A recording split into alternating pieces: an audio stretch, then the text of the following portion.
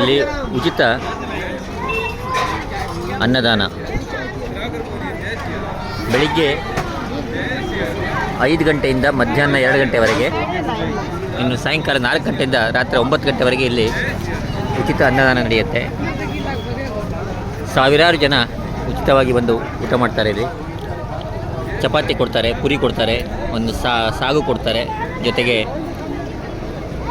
ಪೊಂಗಲ್ ಥರದ ಒಂದು ರೈಸ್ ಐಟಮನ್ನು ಕೊಡ್ತಾರೆ ನೋಡಿ, ಜೊತೆಗೆ ಉಪ್ಪಿನಕಾಯಿ. ಹಾಗೆ ಇಲ್ಲಿ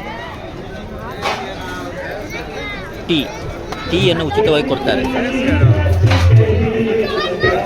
ಇವರು ಹೇಳೋದು ಏನಂದರೆ ಜೈ ಶ್ರೀರಾಮ್ ಅಂತ ಹೇಳಿ ಖುಷಿಯಿಂದ ಹೇಳಿ, ಅಷ್ಟೇ ಇವ್ರ ವೇದನೆ. ಮತ್ತು ನಿವೇದನೆ ಅಷ್ಟೇ ಬಿಟ್ಟರೆ ಬೇರೆ ಏನೂ ಇಲ್ಲ.